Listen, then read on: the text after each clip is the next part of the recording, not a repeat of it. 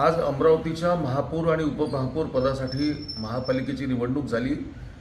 या निवडणुकीमध्ये भारतीय जनता पार्टीजवळ महापौर पदासाठी आणि महायुतीजवळ उपमहापौर पदासाठी पुरेसं संख्याबळ होतं, स्पष्ट बहुमत आमच्याजवळ होतं। सगळे मित्रपक्ष आमच्यासोबत आले होते।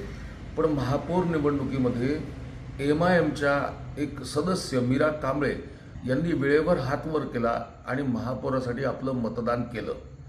यामुळे वातावरण असं झालं की सगळीकडे बातम्या यायला लागल्या की MIM आणि भाजप यांची हात मिळवणी झालेली आहे।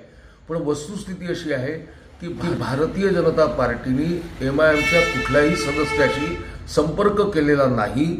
आम्हाला MIMचं मत नको, आमचा पराभव झाला तरी चालेल, आम्हाला ते मत नको। आता त्यांनी मत का दिलं हा त्यांचा प्रश्न आहे।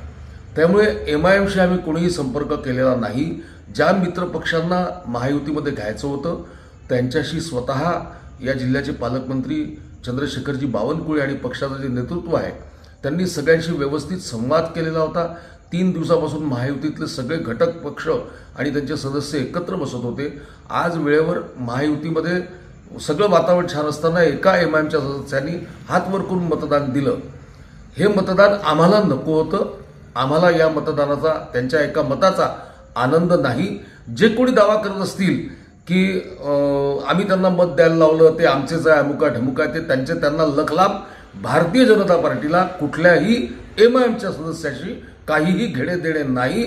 आम्हाला पराभव झाला तरी त्यांचे मत नको ही आमची स्पष्ट भूमिका आहे।